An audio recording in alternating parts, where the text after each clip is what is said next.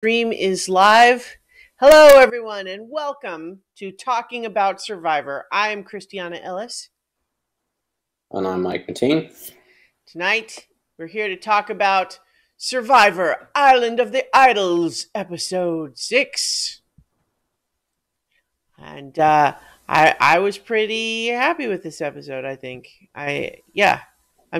We've had a couple of episodes where I was left with some mixed feelings. But I feel like this one did what I wanted. Not just in the specifics of like who got voted out, but I just mean in terms of stuff's happening. Yeah, stuff's happening. It was good pacing. It comes back to like it. They've had it, and so it wasn't a problem in this episode, but it's been something that I felt has been, whether it's the way they're having the conversations or some deliberate editing thing, like we are missing pieces of the conversations that allow us to identify the outcome. Mm-hmm. And that's what's led to the frustration in some of the other episodes. But this was one where, again, it didn't, like, while we recognized that we didn't see Aaron and Missy's discussion that led to them deciding to stick with the blocked vote, Mm-hmm. we understood why. Like, and so we weren't felt as wanting as we have in some of the other ones. Right. So it's this weird balance that they have to play this season with. Again, I'm not sure if it's a deliberate editing thing or if it's just the way those conversations are occurring that make it very difficult to leave them in. I wonder, because it is certainly true that, I mean, Survivor has always deprived us of conversations we know must have happened just to keep the suspense up, right? You know, that's always been true. But I agree that, you and I are on the same page, that there were a couple of episodes this season where it's one thing to just not show a scene that confirms it. It's another thing for the actual result to be just utterly inexplicable because there was a whole arc of the narrative that is missing. Right. So, usually what they do is they might have someone who has actually made their mind up, but to the confessional, they say, why don't you explain the pros and cons of either decision that you might make and play it up like it's still undecided, even if you have actually made up your mind, right? Like that might happen. Right. Yeah, and there's not even really anything dishonest about that. Like they could always change their mind or whatever. But, I have felt that there's a difference in the editing in general this year. Yeah. And I haven't done the work of actually looking up the credited crew on this season compared to other seasons to see if it's actually like different people doing the editing or something like that. But it does feel different. Like in particular, like this episode, I have in my notes that the beginning is very abrupt. Yes. And so, which I'm glad to hear you say that, because the way that I watched it on this, on demand on streaming, Mm-hmm. and I thought maybe like I missed part of the intro, and that it just that I missed like a 5-minute thing. Like I don't know if it like started weird, but that's good to hear you say that, because it clearly was actually just how the episode started. Mm-hmm. Like we were just all of a sudden into it and discussing who we would be voting out if we lost immunity, like right. On both tribes, like right away.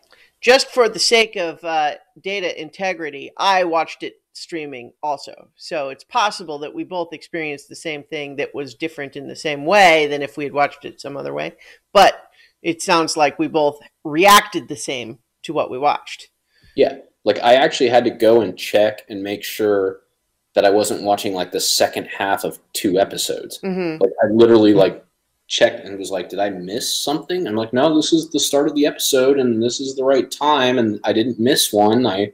Yeah. Well, there's a rhythm of how they usually begin, especially when, we have the seasons where someone does get voted out at Tribal Council at the end of the episode. It's not like those, Exile Island seasons where that flow was disrupted, right? But it's usually that whole thing of we get some, night vision shots of everyone's coming home, maybe some preliminary discussions.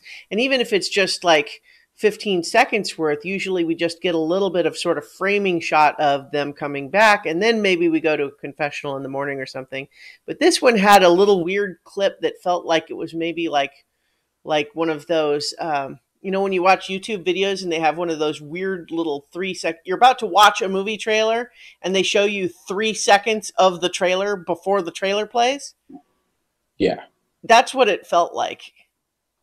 I don't know. I mean, it's not a big deal. I mean, I'm not even really complaining as much as just observing that that's an example of how some of the long established editing language that this show uses is being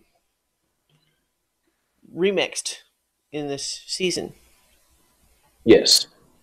And obviously we've watched a lot of seasons, and so if we're both feeling a little off kilter with it, then something is definitely different. Like I'm just, and we're sort of trying to pinpoint what trying to pinpoint what it is and debating it, but it's very hard to identify because it's not like they put things out of order. Right. There's some things that we're used to that are just a little different. So, yeah. Well, I mean, you and I are both movie fans, and so editing is one of those things that is frequently invisible unless you're proactively trying to pay attention to it. Right. But it makes a difference when it's done well versus done poorly. And, and I'm not even saying it's done poorly now. It's just feels like a different person doing it, so to speak. Yeah. So in any event, though, we start with a little bit of discussion about, how is Dean reacting to Tom being gone. Nora takes the odd position of not trusting Jamal and Jack, so she's going to try to form an alliance with the one guy left on the minority of that has been annihilated. Yeah. All right, well, sure, why not? But doesn't seem like that's necessarily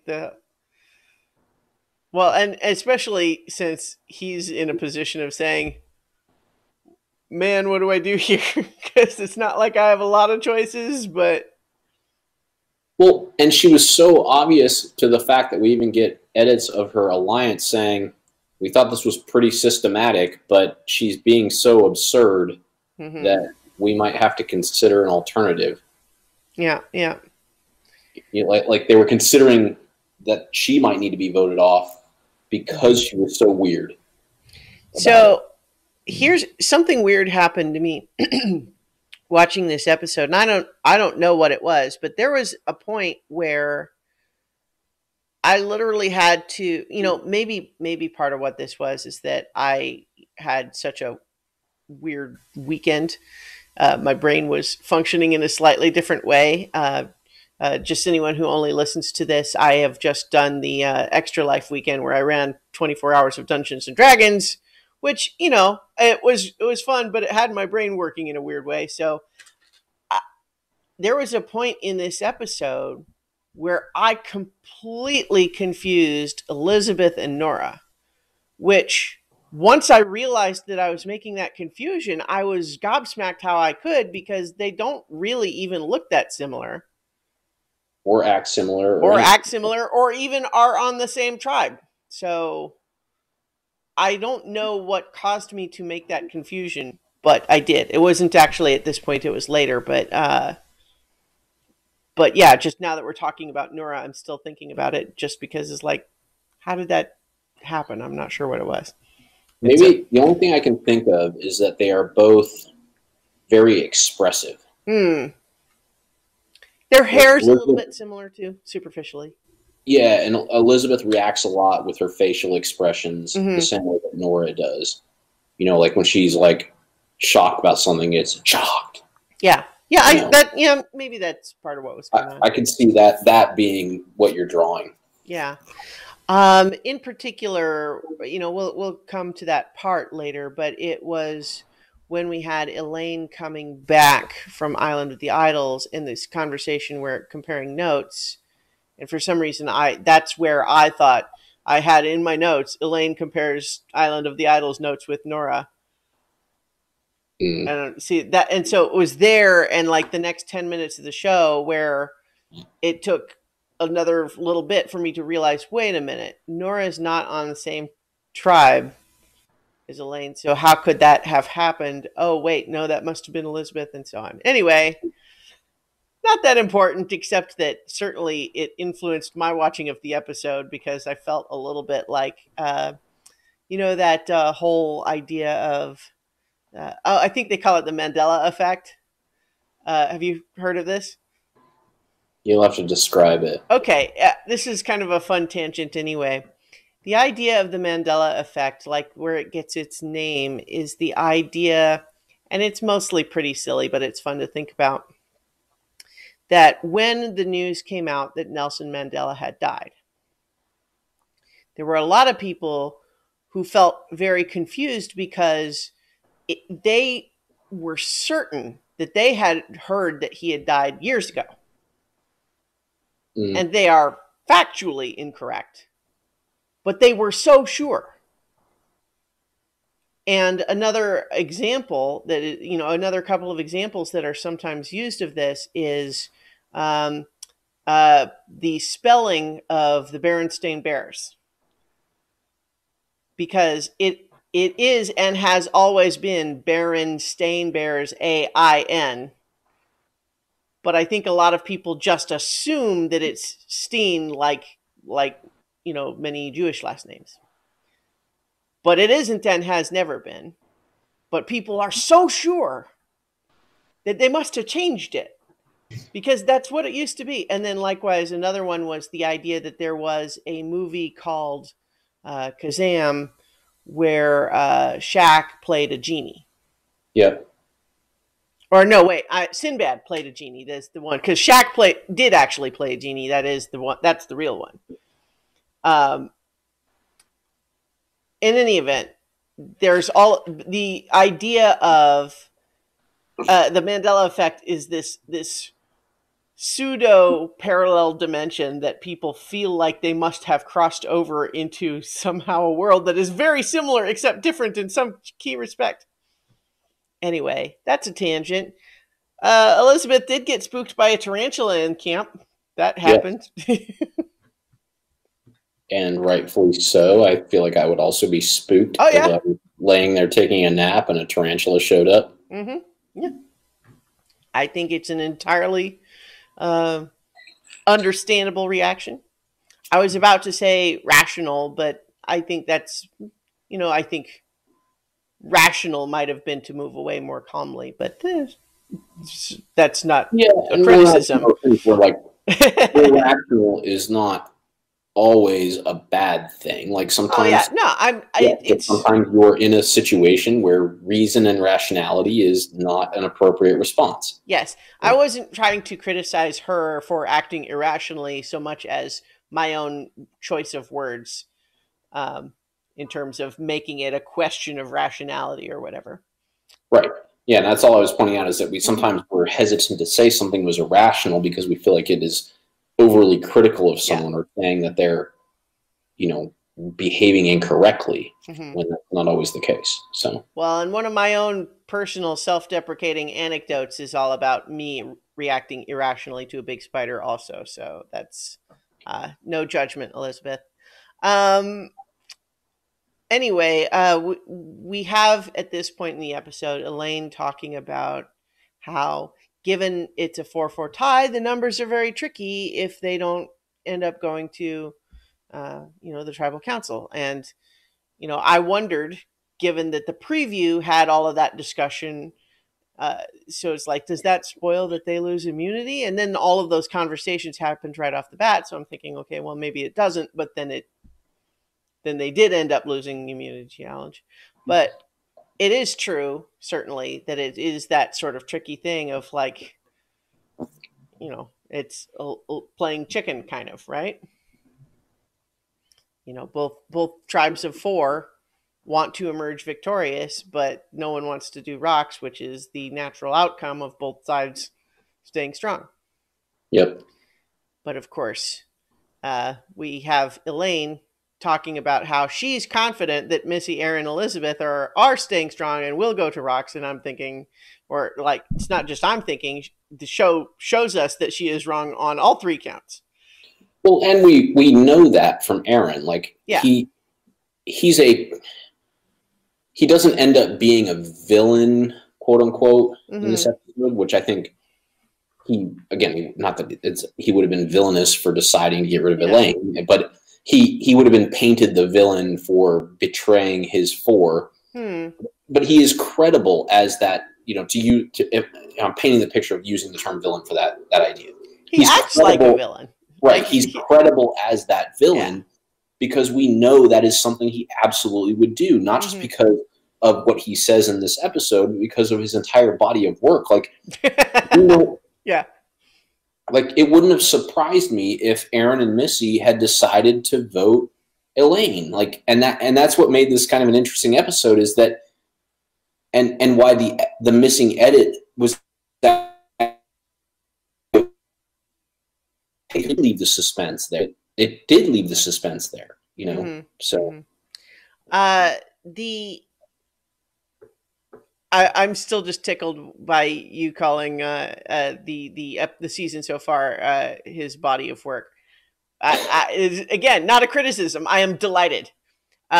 He acts like his demeanor is like a villain, right? He's like the suave Bond villain, right? Bond's foil or something like that. That's kind of just how he acts.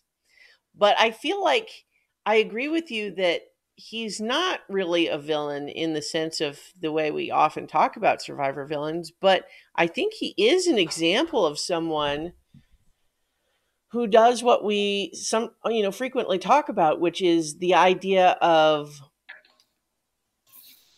gaining too much confidence at the idea of control, when what it really means is that you've set yourself up as a swing vote who is forced now to either make one set of people happy and the other set miserable, or vice versa.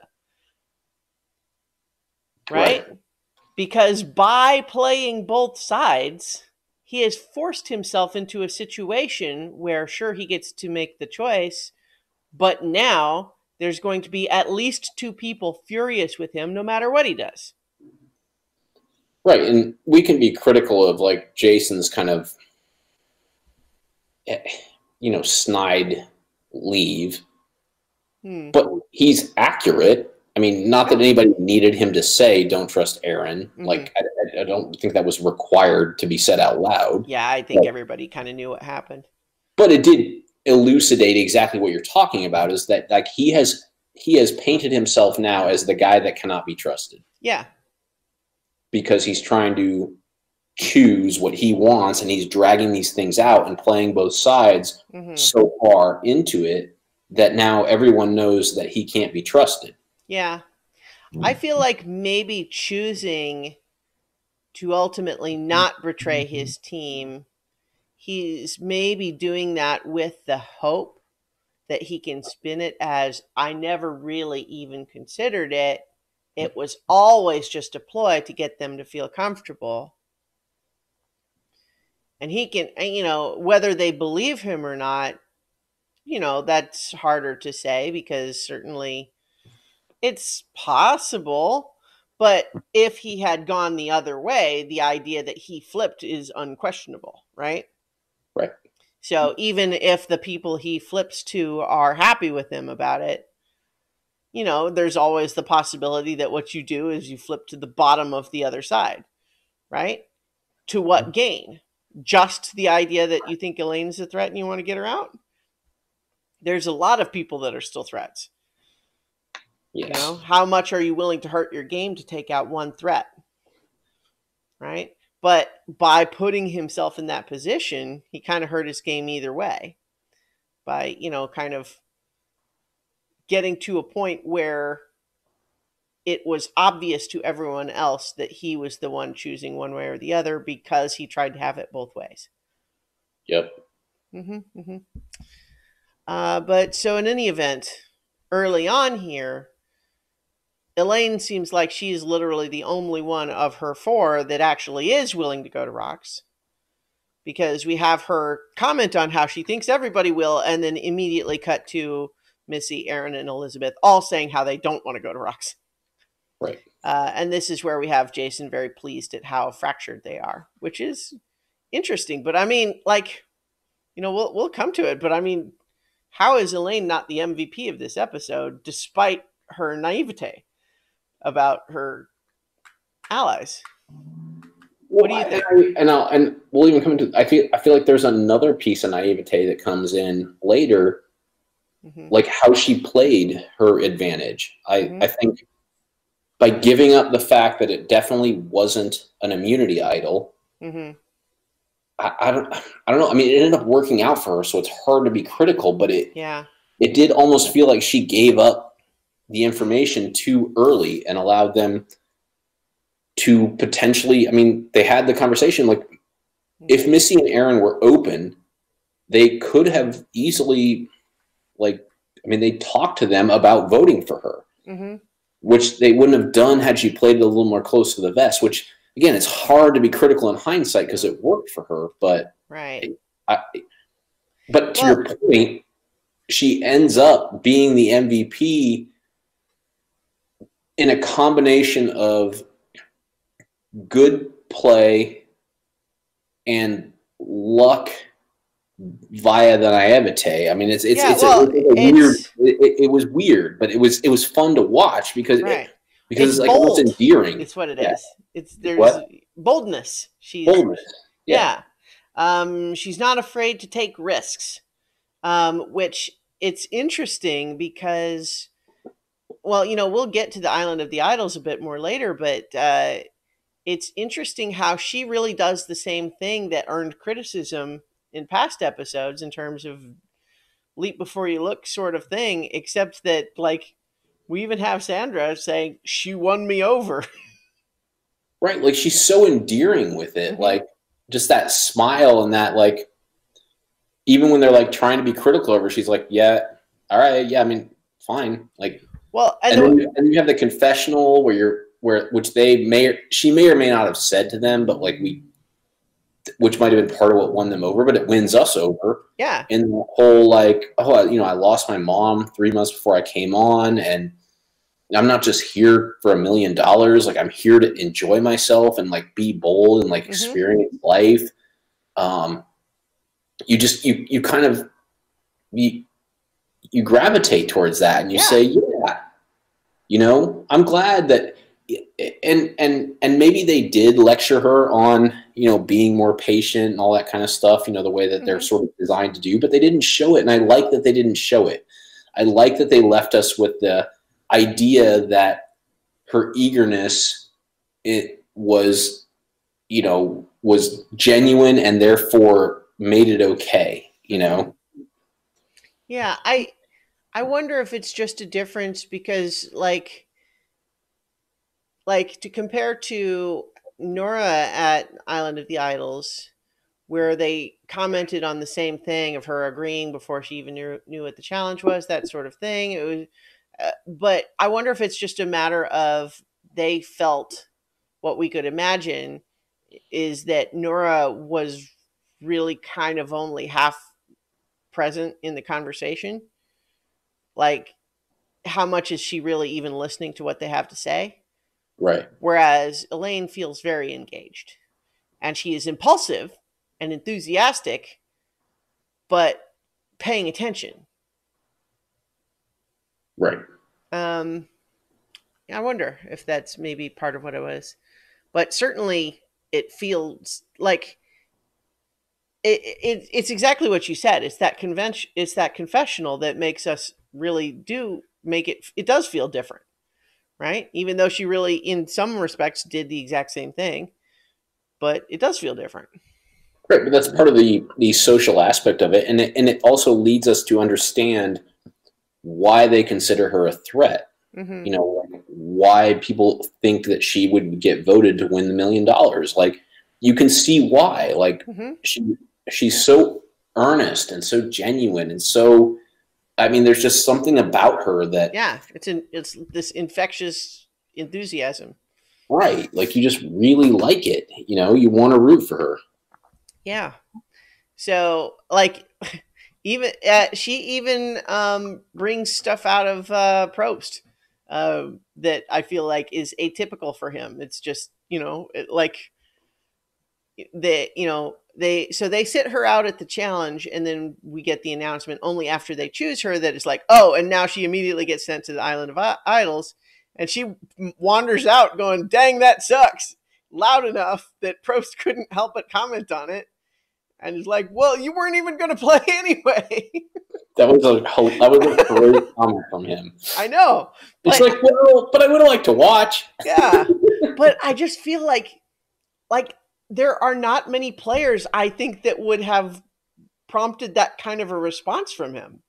Right? Yeah. Even if someone went off pissed, like, I think he would normally be more likely to just say, well, let them be pissed. But like, she's so engaging that you just can't help but want to engage with whatever she feeds you.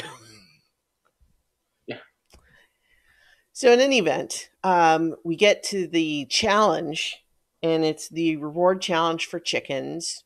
It's pretty even getting up to the slingshot portion. But Vokai continues the challenge domination that they've had so far. And at this point, we went to commercial with Dan talking about, well, if Elaine comes back with an idol, that could disrupt the plan, because otherwise they're pretty much in agreement that that's what's going to happen. Although, I mean, how true that is, unclear. Because that's obviously not what happens, even though it wasn't an idol. It felt like in his mind that was true. Certainly, yeah. And why they got so aggravated with Aaron is that Aaron played them very well, in a sense. Yeah. I mean, Dan had reason to believe that was true, right? Right. Yeah. I also while we're talking about Island of the Idols, even though we didn't really see very much of it, I do think it's kind of cool that they're literally just there with little enough to do that they're just building this like fancy 2-level shelter. That is funny. I didn't catch that. Yeah. It's elaborate. And he's like up there, like, I mean, and like the imagery evokes nothing less than, like construction workers banging shingles on someone's roof. Oh, I missed that. I was doing something. Yeah. Because I watched this like literally right after work. So like, but yeah, they're literally like making a second floor. No, I missed that. Yeah. I mean, it wasn't on long, but I was just kind of amused with that. Oh, the other thing that I took notes on from this was that we haven't talked about yet, because it's just a little turn of phrase, but I was so delighted with the slightly self-deprecating, but mostly just totally charming description of herself. Elaine describes herself as a little busted can of biscuits, which, like, the imagery of that is just so amazing right away. And yet it's like it's adorable. It's a charming imagery, even as she's describing having a little bit of a tummy, right? Right. Yeah. Everyone knows those little, you unwrap the what is it, the Pillsbury ones where and it goes pop, and it has the little bulges out right there. Yeah. And I was just like, as soon as she said that, I just like, oh, that's awesome. That's an amazing little turn of phrase. I liked it. I like her. Anyway. So let's see. We talked about the rest of her at Island of the Idols already. Well, okay, we also I write down like everything she says. Yeah, there's big steaks, but I like steaks, so yum yum yum. Yeah. We also got some really fun stuff from Jamal this time with teaching the dancing, doing that dance with Kelly. That was a lot of fun. Yep. That was cool. And it was interesting. Our best moment with Jack coming. No, I was just getting to that, but do you want to take it? Yeah, because so Jack makes what he thinks is just sort of an innocent joke, Mm-hmm. and says, referring to Jamal's buff. He Mm-hmm. says, "Hey Jamal, do you want to grab that pot with your do rag?" Mm-hmm. Thinking like, oh, like, well, that's like, black guys wear do rags, like, and not thinking anything of it. And Jamal gets a little frustrated, and then you can tell that their frustration is deeper. Yeah. About him, essentially using the stereotype, and we're unsure where this is going. And then Jamal has a confessional, kind of explaining why he's so sensitive to that, like why the fact that like Jack is somebody who's just sort of an innocent kid is so at ease with making a racially stereotyped joke. Mm-hmm. And then she says, like, it's not about this one joke. It's about all the jokes, and it's about Yeah. all the stereotypes, and it's about all these things. And Jack comes up to him and said, and apology. He gives his initial apology, and Jamal says, "Thank Mm-hmm. you, but you'll have to understand that this will take me a little bit of time, but I appreciate your apology." And then Jack, in a very, again, like I keep using the word earnest, but this is the right word for both him and for Elaine in this episode. And Mm-hmm. a very earnest effort. He's not trying to win back Jamal's favor to win the game. Like, he Mm-hmm. genuinely recognizes that his joke was offensive. He didn't Mm-hmm. realize it, and he feels very bad about it. So he engages Jamal in a conversation to understand why, Mm-hmm. and lets Jamal explain what he explained to us in the confessional to him directly. And he listens to him, like truly listens. Like, that scene was amazing. Yeah. Like, watching Jack look at him and nod and watch this like revelation come over his eyes of, I never thought about this. I never thought about this from your perspective. I've never been in a position where I've been challenged on, just being a straight white male, and where that puts me in society, and how I perceive other people, and what is innocent to me and what is offensive to them.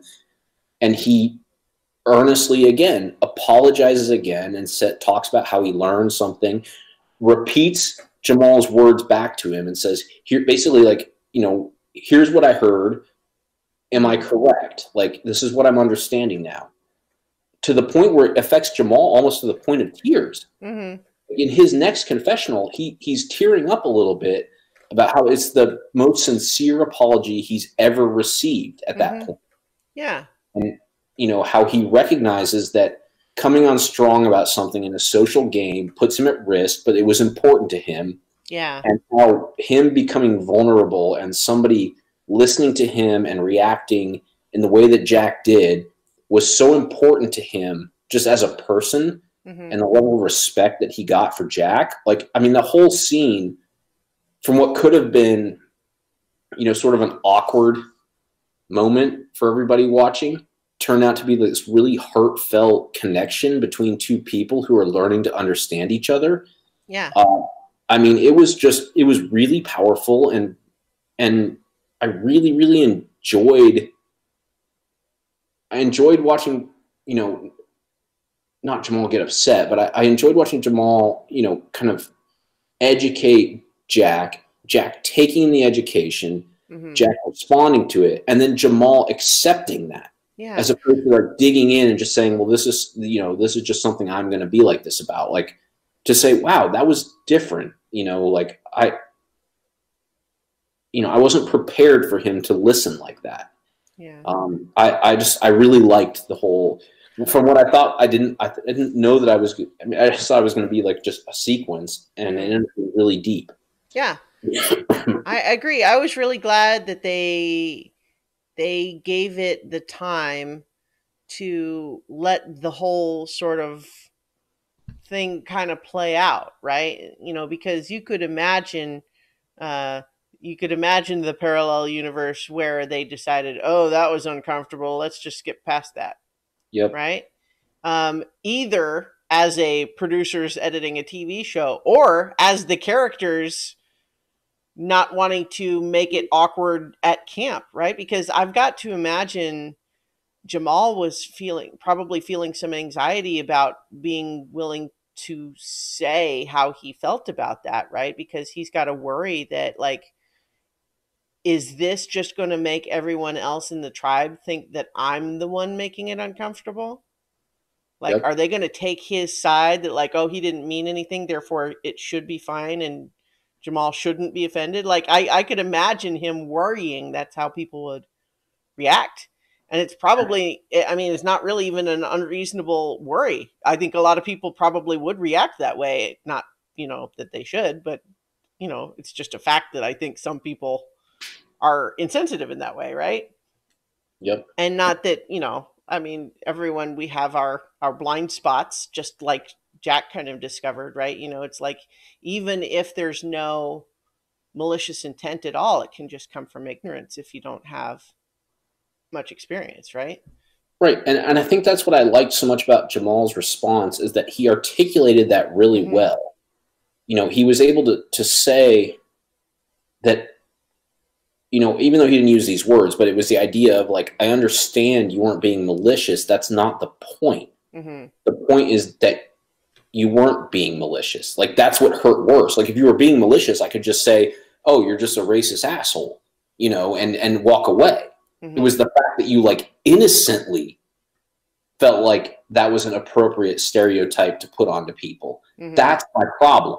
Yeah. And I'm going to explain to you why, Yeah. because you're willing to listen. Right. And I thought that I thought the two of them handled that so well. Yeah. Like, again, Jamal giving such a great explanation of like what was bothering him, and Jack being willing to truly listen, and not just jump to, hey man, I didn't mean it, like, Right. or Yeah. you should just, yeah, like you should just get over it, like it wasn't a big deal. Like, he was like, I want to understand why this bothered you. I recognize that it did, and I feel really bad, and I'm willing to hear why. Mm-hmm. And again, I can't stress enough the fact, because it's such a powerful communication tool to, in a difficult conversation like that, when someone explains something to you, to repeat back what you hear and make sure that you have interpreted it correctly. Mm-hmm. And for Jack to do that, and say, here's what you said, and here's what I think, here's what I took from it. Mm-hmm. And for Jamal to acknowledge that, like, it's almost like a study in like how to have a difficult conversation with a good result. Yeah. And I thought it was amazing, Right. Yeah, I agree. And we would certainly prefer a world where Jamal wasn't in a position of having to educate people on that, but at the same time, given that these things do happen, it was such a lovely example of them being able to really connect on that and work through it. And I'm glad that the show gave them the space to do that. Yes. So Yeah, I agree. I really liked all of that. I mean, there was the period where it felt awkward and tense, but that happens in real life, and sometimes you just ignore it and it doesn't get any better, and then other times you work through it. That's great. Um, let's see. This is where my notes now say Elaine and Elizabeth connect on their secret about the island. Even though my notes originally said Elaine and Nora connect on their secret about the island. this, I think, made it clear to me something that we discussed, and that I think a theory that you either project, I saw someone on Twitter speculate that this makes it feel like that. Like, I know that it feels like they're not allowed to say certain parts of it. Yeah. Because she made such a big deal about how she could confide in Elizabeth because she had been there, and knowing Elaine, like that, it just feels like she was guided into that, Yeah. I'm not trying to say she wasn't smart enough to like do that on her own. Like, that's not what I'm trying to imply, which I feel like it might be, but it just, the way it went down, the implication was that she knew that that was the only person she could really talk to about it. Yeah, yeah. And which would mean there were rules, Yeah, I think that might be the case, which I don't know how I feel about it. I guess it's not a huge deal, really. I can understand certainly why they would want to have that, because want to preserve that surprise. Anytime someone goes, they just get surprised. I get that, but Yeah, does it's put worked so far. yeah, it does put people in an awkward position though, right?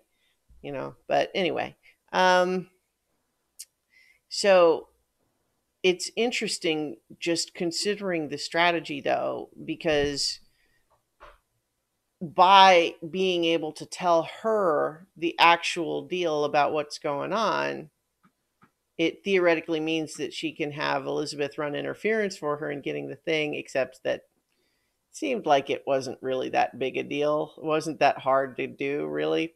There's so much going on at that little station. It was pretty easy for her to, even with the drama of her first tucking it into her shirt instead of in her pants and it falling out. I mean, like, she was still able to turn around and bend over and get it, and nobody noticed because they're busy doing other Yeah. stuff. So, yeah, but she didn't know that going into it. That's true. Yeah, I mean, I'm not trying to rob anything from her. It's just more a matter of like, it's she only really needs to keep it a secret from some people, because certainly the idea of being able to block a vote in the special circumstances of this 4-4 tie means that it's really only half the tribe that she needs to keep from knowing that she got something. Right, which is part of, again, why I go back to, I think there are rules as to what she can and can't talk about. Like, I don't know that she could have talked to others about it. Yeah. Like, she may have only been allowed, like, I don't know that it's only the fact that, the idols are there that they can't talk about it. They may not be able to talk about, like, what they can get and not get also. Although Nora's whole lie pretty much was almost like her whole lie was really kind of like almost the truth, except for omitting the part that would make it make sense. Which may be part of why it was so awkward, honestly. Yeah. Like, she may have been trying to follow these rules in a way that didn't make sense in a group setting. Mm-hmm. Like, it makes more sense to do it like Elaine did, which is go to somebody else who's been there, tell them what happened, and ask them to help you. Mm-hmm. Like, I think that almost strengthens the case that there are rules about what you can and can't talk about. Well, and Elaine was fortunate in the sense that Elizabeth was at least ostensibly her ally, even though we had seen how she was not enthusiastic about the idea of drawing rocks. But when you were presented with an alternative, she was certainly on board. Oh yeah. Well, and that was actually I think that was the strategy behind announcing it, right? Was this idea of, hey, people on my side of this 4-4 split, if you were thinking about flipping because you didn't want to risk going to rocks, guess what? Now you don't have to. Right. If you stick with us, if we stay strong like we always wanted to, you don't have to draw rocks, and then we'll have the numbers. Yeah. As opposed to letting everybody think that they might be going into a 4-4 tie. But it's true that it was still a gamble, because, revealing what it was instead of an idol meant that, Aaron by himself, even without Missy, could have just decided. Either of them could have decided. Any one person flipping, like, even if her canceling Jason's vote makes it 4-3, it could go 4-3 the other way if one person flips. Right. So yeah, it changes how many people have to be on the other side. Yeah. Right. So it gave a possibility of safety, but there was still always a gamble. But then again, I mean, there was always going to be a gamble anyway. There wasn't any way to not have that gamble, right? Yep. No, you're right.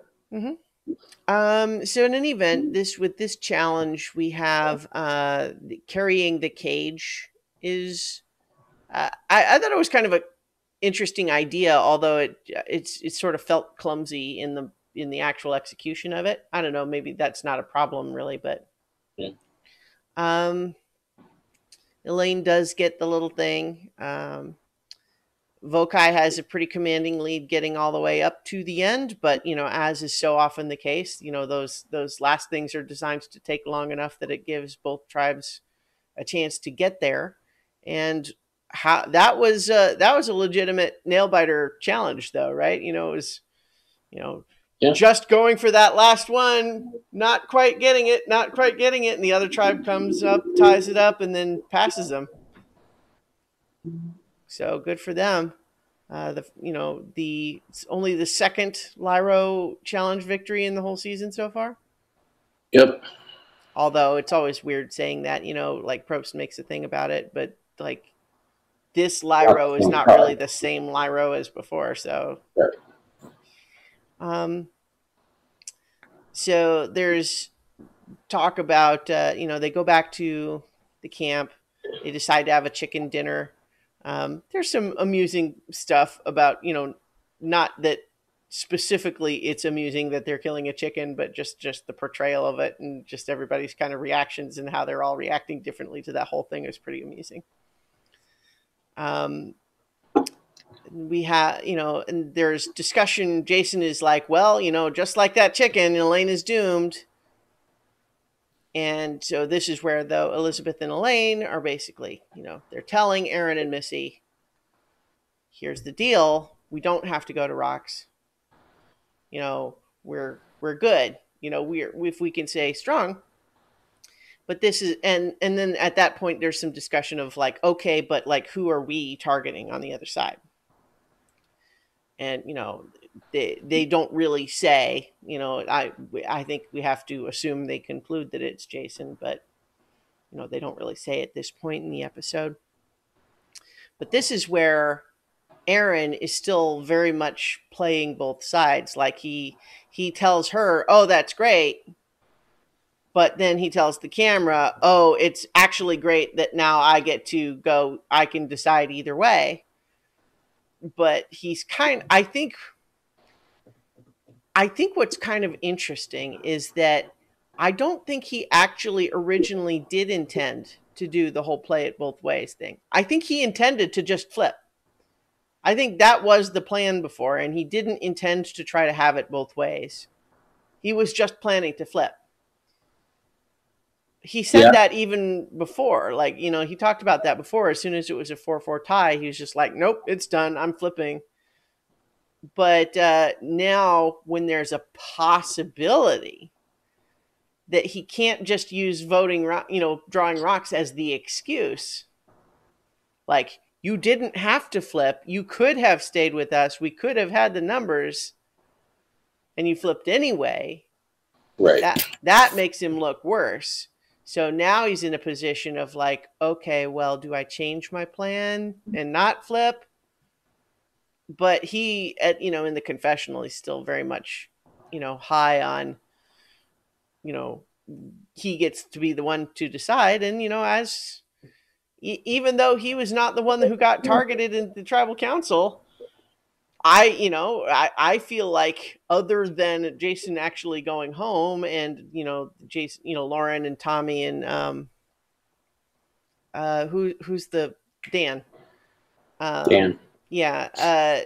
They're in trouble too, of course, but Aaron is now the one where, even though ostensibly he's on the side with numbers now, what theoretically should be a victory for his side is he is in a position where he's got 3 people left in the game who are furious with him and are going to spend the rest of the game explaining to everyone how you can't believe a thing he says because he tells everyone that he's with them and he's really not, and he's a liar. And so, yep.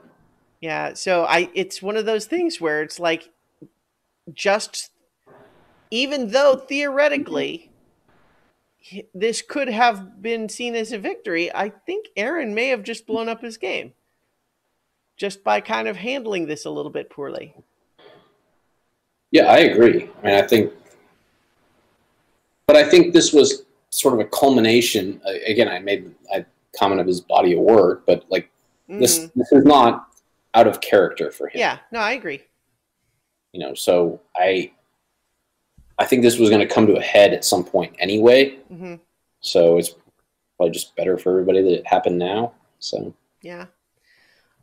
So we go into the tribal council discussion about it being sort of a unique situation where it's this even tie and the old fashioned standoff, Elaine says.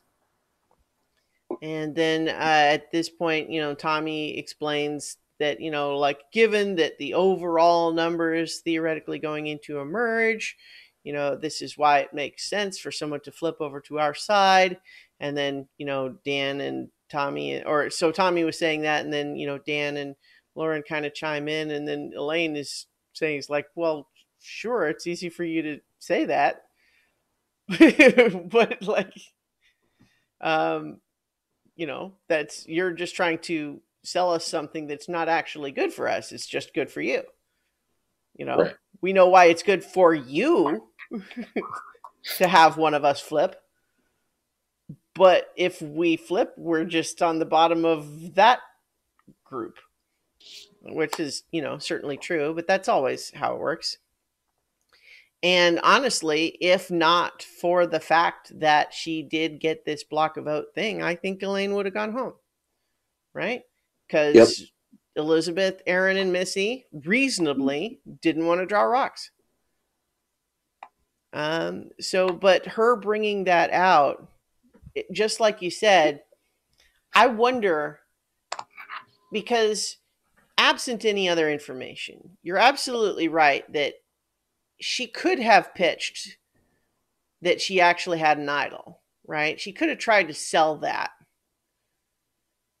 But I think that she really, at least as far as we can tell, didn't ever seem to think that it was a problem that her people were wanting to flip.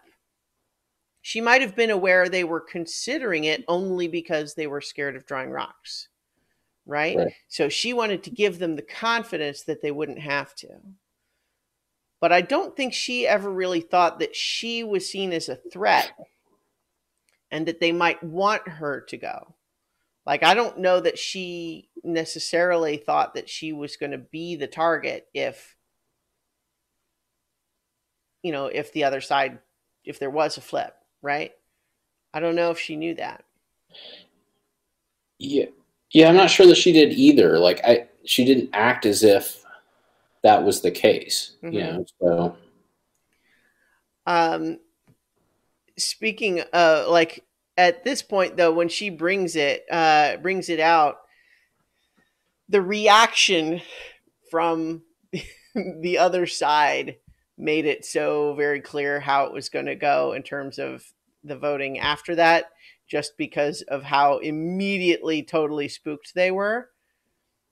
You know what I mean? It's kind of like suddenly there's all this whispering, but it's mostly seems like it is Lauren and Dan and Tommy and Jason that are acting nervous. Yeah. And not the other four, because the other four have just basically been told, if you stay strong, I can guarantee we win. you know? Exactly. Right. So everyone else is spooked. Lauren gets emotional and she's trying to not just say directly, well, she's pretty much just demonstrated that we're probably not going to achieve our plan that we thought we were going to do. And we don't know who it will be that gets targeted, right? Like, if they have the numbers to now, if we're not going to get this flip and they're going to stay strong and be able to vote one of us out, we don't know who that is. And even if it isn't me, I'm going to lose an ally, and then we're not going to have the numbers. Like, to go from the position of thinking you have it all wrapped up to now that's all thrown awry. Like, yeah, that's just understandable reason to get emotional. And then there's the whole bit where, going into votes, there's that extremely awkward shot where Jason tries to get a fist bump from Aaron, who does not reciprocate. And it's just like, oh no. Poor Jason. I mean, I liked Jason okay. There's sometimes a question of, like, did he deserve to go? I think that that's not really the right question to ask in this circumstance, right? It's not, he didn't deserve to go, as in like he did something dumb that got himself voted out, right? No, it was just a matter of like, it was really just the luck of Elaine getting to go to the island of the idols and getting something that allowed her to break up this tie, right? Like otherwise his plan probably would have worked. Yeah. And I mean, I think that's part of the risk of like him putting forth the plan and him always being, very proactive in playing the game. It just happened. So yeah, I don't know that he deserved to go, but sometimes it's not always just about like who plays the best game. Sometimes the twists and turns of the season catch everybody off guard. Sometimes people go home just because they had bad luck during a tribe mix-up, right? It's not always about making a mistake. Right, and I think, yeah, part of like this whole thing, like you just have to look at, well, when they come back, who do they think they could potentially work with? Like when there's a tribe merge, he's definitely not on that list, and that's maybe his only mistake is like making it so clear. I mean, but it's weird because they all make it that clear, but it's the subtleties of it, like you just feel like a Dan or a Lauren or a Ted, because of different connections they've made with people, might be somebody you could work with down the line. Nobody felt like you said Ted. You mean Tommy? Tommy, yeah. Sorry, Tommy. Yeah. Like there were like Aaron and Tommy like connected. So like Aaron could legitimately say like, okay, we go this way now, but I know that like if I'm looking at people that I could play with down the line, like Tommy's a guy that maybe I could work with. Jason didn't have that with any of the four of them. And that's where maybe some of the mistake is not having a relationship just in case something like this happens. Jason struck me as a little bit glib, by which I mean that like obviously he's charming, he's always got a smile, he's smart, he speaks well. Like there is a charisma there, but it does sort of still feel a little bit not superficial necessarily, and not fake or even insincere, but just a matter of like it is like not feigned, but also not entirely just like there's ulterior motive underneath, right? It is like, hey, it's like the used car salesman thing, right? That's the analogy people always make, right? Is the idea of someone who's like smiling and super friendly, and I'm just down home, and we're gonna get together, and you're gonna pay me lots of money for a car, is what you're gonna do, right? And that sort of thing. Yeah. So I think Jason does have a little bit of that vibe to him. Yep. But he seems like a nice guy. And again, it's like I don't think he really did anything wrong per se. He didn't deserve to go home, but it's also like it's sort of a them's the breaks sort of situation. Yeah. Right, and that's why I kind of pinpointed the only thing you could say he maybe did wrong was that he didn't have a genuine, deeper connection with those four because he felt like he didn't need it. Right. But that's a small error. Like he's not thinking about that, because there are people that we've seen the other way who have had connections with the people who are voting them out. But yet it just, because of the way that it makes sense, they get voted out anyway. Yeah. Like, so it's hard to fault him for that, but it does feel like part of what happened, Sometimes those connections can actually backfire. Like if you've built a real bond with someone, but then for strategic reasons you find yourself required to betray them, that can lead to them being even angrier with you than they would have been otherwise. Right. because they feel betrayed. Yeah. So, in any event, um, you know, uh, Jason is voted out. And so next time empires are tumbling, new plans have to be made. And I think Jason had a really relatively good attitude about it. Obviously he's frustrated. He's not happy about it, despite his sort of He sort of calmed down between. yeah, in the final words, right? Like it's more a Yeah. matter of like he had to get the last word, so to speak, with Aaron. But again, it's like as you said at the beginning, it was unnecessary because everyone knew that already. I think it was obvious to everyone who had what it was, but it was also like interesting. Like this is again the element of Aaron acting like he has all the control because didn't they also expect Missy to vote with them? And she didn't. So why is it Aaron don't trust Aaron? I think as Aaron was the most vocal about how he was going to go with them. Yeah, maybe. Like he was the one saying, "Oh, sure, and Missy's with me." Right. He was exhibiting that control that he wanted. Like he's the one. He's the only. Missy never talked about how we're in. Like Aaron talked about that at Missy. Missy never talked about how we're in control. We're the votes that's going to change things. Aaron was the one that did that, and that was clearly like everyone felt that and Yeah. knew that when Aaron made the decision to not go with them, that he was the one betraying them. Right. Like Missy hid in the shadows on that one, which, you got to give her a lot of credit because Missy's not been great about that. Like Missy's been very vocal in a lot of things. And so for her to sit back on this one and let him take all the bullets was pretty astute. Maybe that is a deliberate course correction, given that maybe she recognizes that she attracted some unwanted heat in the last couple votes. That's what I'm hoping for, because there are things that I like very much about her, and there are things that are, a little bit, rub me a little bit the wrong way. So I like that she played a background role in this one and let Aaron take the wheel, knowing that probably doesn't feel natural to her because she very much wants to be the driver. And so it'll be interesting to see how.